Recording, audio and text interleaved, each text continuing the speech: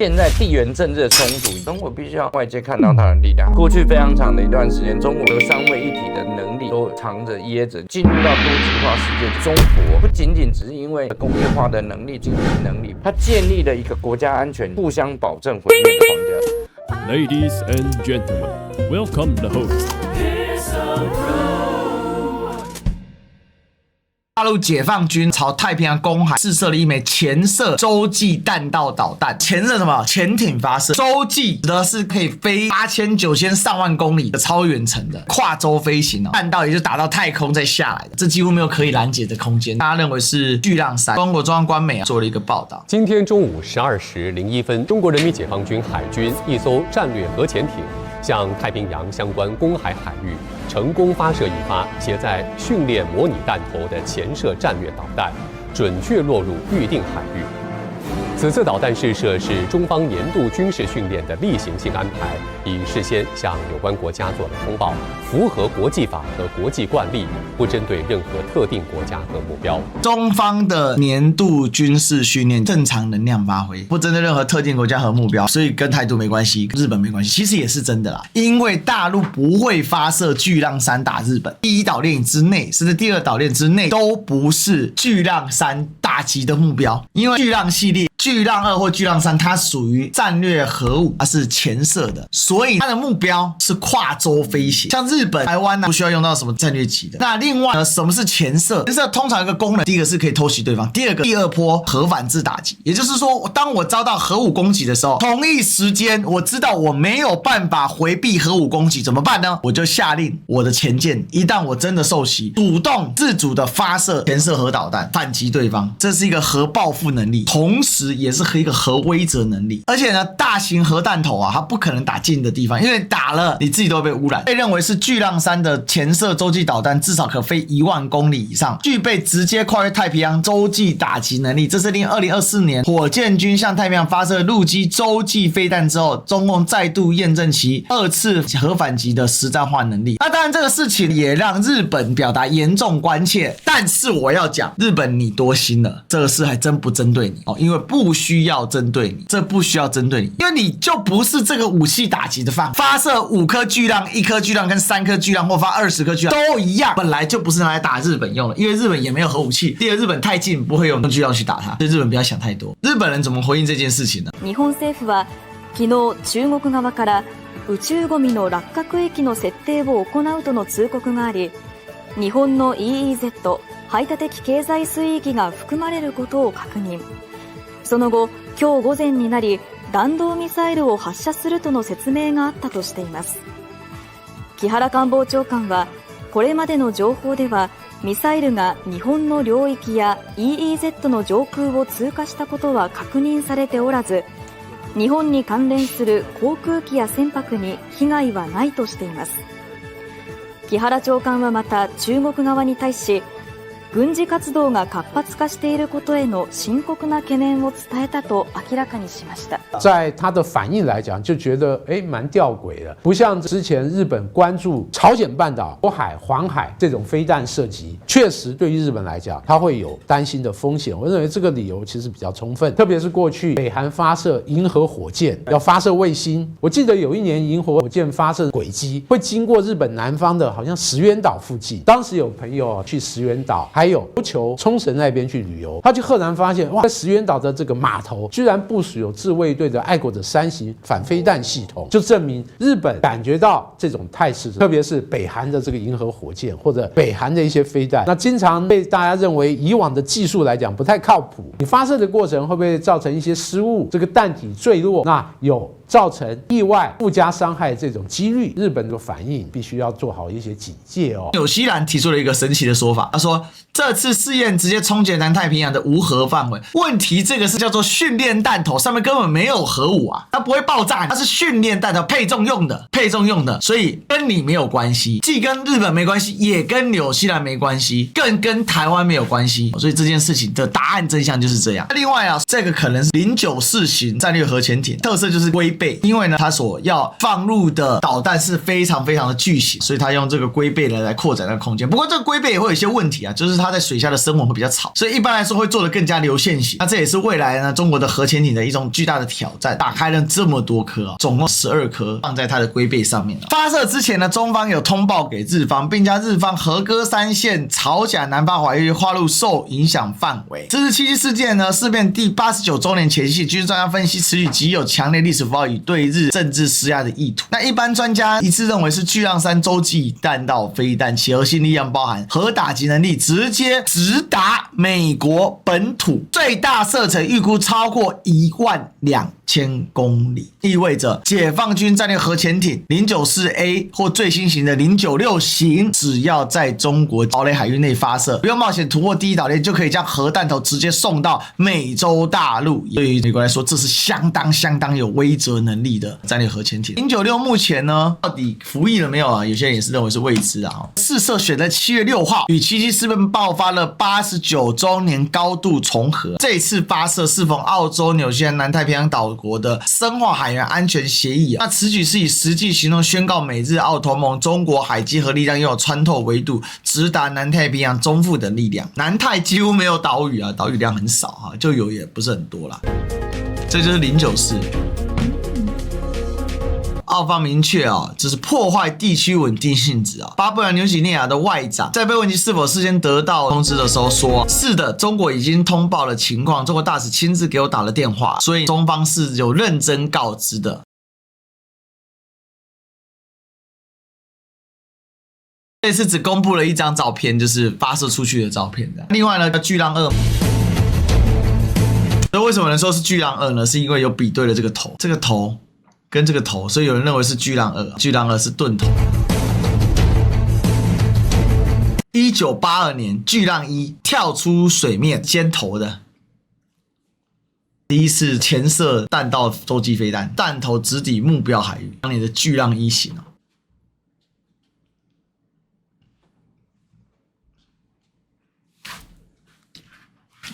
这连续发射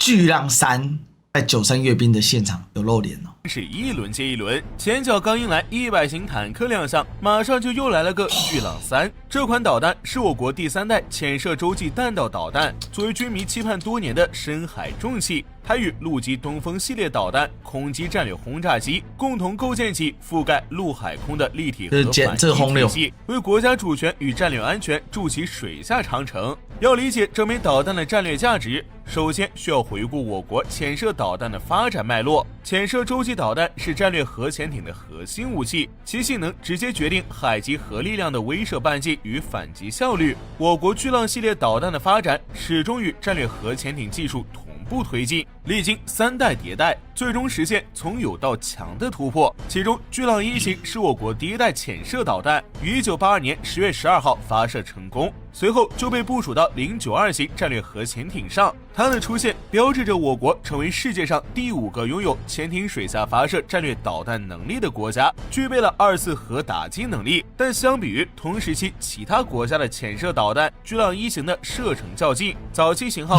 就1800公里左右，改进型的巨浪1A型也只是将射程扩展到了2300公里。092和巨浪1的组合仅仅是解决了我国潜射导弹从无到有的问题，受限于射程难以实现全球威慑。好在到了第2代巨浪2型，它的射程就迎来极大的提升，可携带分导式多弹头，搭配094型战略核潜艇，使我国海基核力量首次具备2次核反击能力，也就2次核反击就刚才讲的核报复能力，就你被打到之后，潜艇是让你不敢打我用的。当然潜艇也可以先手，但通常是让你不敢，因为你先手用陆基打就好了，陆基就从陆地上发射嘛。那你打过来了，我就用潜艇射你，你打我打，第2轮换潜艇打。官方媒体宣称，巨浪3导弹首次采用以先进技术，使得它的射程比巨浪2提高50%，并可以携带单个或多个核弹头。这意味着我国的战略核潜艇无需深入大洋，仅在我国近海、南海等海域隐蔽待机，就能覆盖全球绝大多数战略目标，从北美大陆到欧洲腹地均在其打击范围内。与之相对比的是，美国目前俄亥俄级核潜艇正在使用的3级2D5型，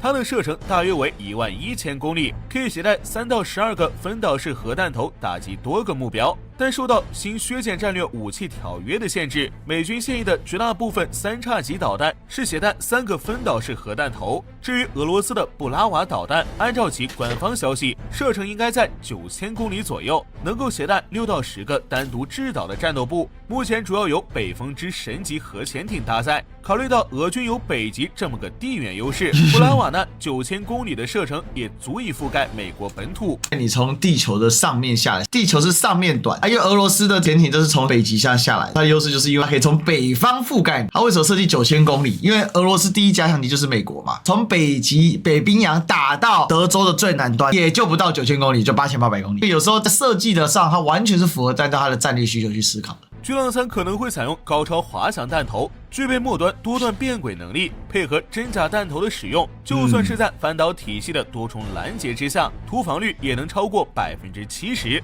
70+70+70等于210。型战略核潜艇的静音技术，就形成了一道不可预测的核反击力量。敌方无法提前定位核潜艇位置，自然无法实现先发制人的打击。这正是海基核力量2次反击的核心价值。巨浪3的目标不是日本，今年我要放什么是我的权利嘛？这一个还是很明确告诉美方不要随便打歪主意，该咋办就咋办。因为现在美方把战略在做收缩，对日本的控制力往后退，然后并且呢要扩充关岛的军事基地。关岛呢就在马里亚纳群岛里面最大的一个岛屿。提醒有关国家冷静啊，不是我不作为啊，是我很冷静。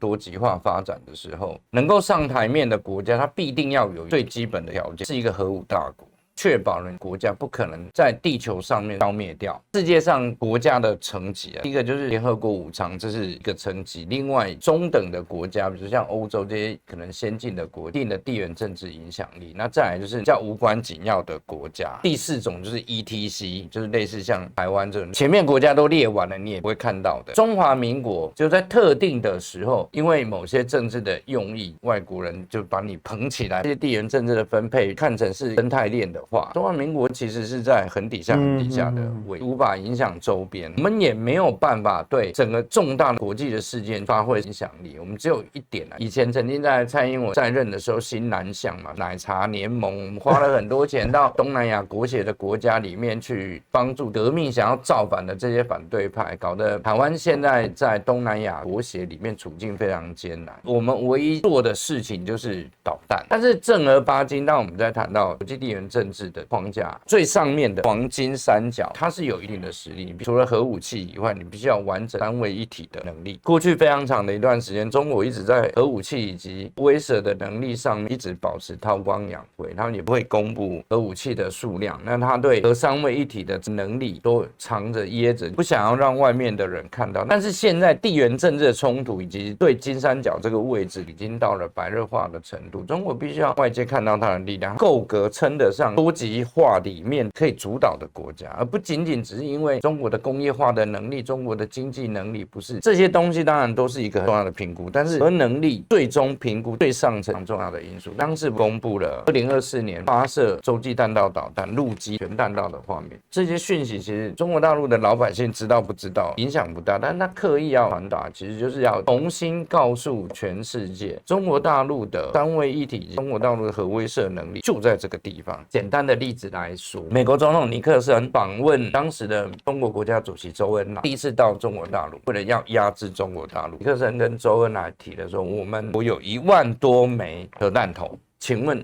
周总理如何看待这件事？美国人的做法就很粗暴直接嘛，我有1万多的核弹头，你有多少？国家的总理周恩来他说，中国当然没有那么多，我们拥有的核弹头大概就够毁灭地球一次。这个回答非常非常的有智慧，大家仔细想想，毁灭地球一次，你拥有再多核弹头也没有用啊，因为地球无法被毁灭2次啊。中国拥有的核武器足以毁灭地球1次，对美国来说就够了，这就是中国的核威胁。一个就是中国大陆本身就不想要进入军备竞赛，尤其是核武的军备竞赛。第二个就是当一个人手上东西多了，他又迫不及待告诉别人，就代表他隐隐有使用这个核武器的倾向，而且他会毫不犹豫。这个也可以证明，人类历史上唯一用过核武器丢别人国家就是美国。所以尼克森对周恩来讲这句话，其实也完全符合逻辑。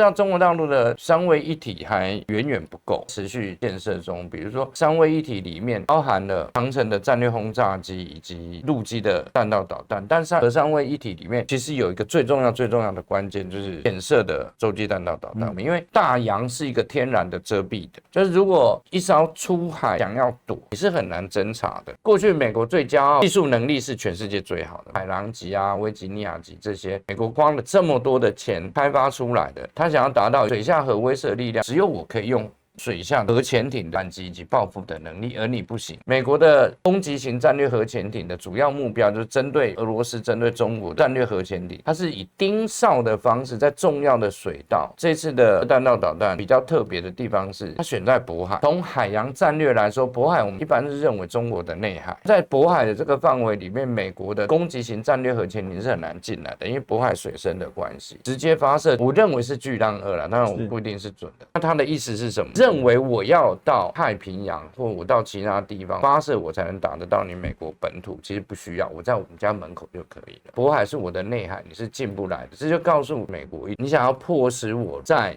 2次反击动用水下战力的部分，对我自己的实力做出错误评估的想法，其实是不可行的。你永远猜不到我的战略核潜艇在什么地方，我可以在渤海发射，我也可以在夏威夷旁边发射，我可以在任何一个地方发射，除非你有办法把所有出去外面的战略核潜艇一艘一艘抓住，不然你美国必然而且势必会遭到我的核报复。而因为建立了这相对报复的机制，所以美国来说，就你没有办法再用核打击来威胁中国。它建立了一个国家安全以及互相保证毁灭的这个框架。这个互相保证毁灭，未来中国在进入到多极化世界这个过程里面，给中国打下一个最基础的楼地板，而这个楼地板要越高越好。所以那段时间看到陆基的洲际弹道导弹的发射，虽然是2024年及这一次的渤海发射，接下来大概也可以预期，解放军的空军也会有一次从空中发射的空中投射战略等级武器的演习。那这个就是要完成的叙事。解放军对于军武的展示是相对来说大方非常多。从去年93开始的时候，包含这个巨浪到底是巨浪2还是巨浪3，大家很多讨论。巨浪2的话，它是射程是9000公里吧，那巨浪3是12000公里。巨浪3相当于是从中国大陆渤海打到美国的任何一个点，即便远如德州或者迈阿密的最南侧都打得到。那9000公里基本上是够得到大多数的主要城市的地方，所以差距其实还是有，但是没有那么的明显。比如说对比啊，像这个俄罗斯的潜射飞弹，它一般是9000公里，8000到9000，因为它基本长期沉在北冰洋下面，北冰洋只要9000公里就可以完全覆盖跟美国所有的地点了。所以大家可以看到，就是说核武器这个事情是绝对的，它就是拿来恐吓，就是你的最主要的对手。不要说他是敌人，但他肯定是对手，你不能没有。重点是要有跟没有落差很大。不管在渤海或者南海，其实它发射都可以打到美国本土大部分的地区。而且以解放军海军的部署来讲，过去大家关注南海，因为南海不只是海域的广，还有它海域特别的深，里面有很多深海的峡谷，因此对于前舰作战来讲，这是一个很好的一个环境。中国大陆这几年特别经营南海一些岛礁，包括西沙群岛、南沙群岛，有几个重要的岛礁，天然的一个优势。渤海就是内海。因此，对于像美国、日本甚至韩国，它有任何的侦察工具想深入渤海进行探测，包括水文资料、探测前舰的一些活动来讲，有极大的困难度。这个对于解放军战略飞弹部队来讲，海基核武来讲啊，确实也提供一个比较良好的一个环境。但缺点是，渤海湾的水深比较不足，平均水深不超过20公尺。我不能说整个渤海都是浅水，它或许也有一些局部适合战略飞弹前舰部署的一些海域，但整体来讲，这个海域的空间还是比较有限。核武力量对于建设性来讲，就是确保一个底线，不管是对手中美之间相互单敌人，那你也要在一个安全可控的范围内进行博弈，否则进行无框架博弈的话，很容易擦枪走火，变成第1次世界大战、第2次世界战争那种人类的悲剧哦。把核武的力量很清楚的让对方展示，特别是有效的核武，我认为是确保国际安全稳定，尤其是中美这种2个大国，我认为至关重要的。美国和俄罗斯它的弹头数量远超过中国大陆，但中国大陆如果可以端出一个，我虽然体量远逊于你，但我有效的核反击力量是非常可靠。我不只有数量庞大而且可靠的陆基战略飞弹部队，我海基的核武目前已经可以达到很有效的战备值班。那针对不同目标打击的弹头其实很多样化，这也形成中国大陆飞弹技术还有飞弹目前武器库里面一个非常鲜明特别的特征。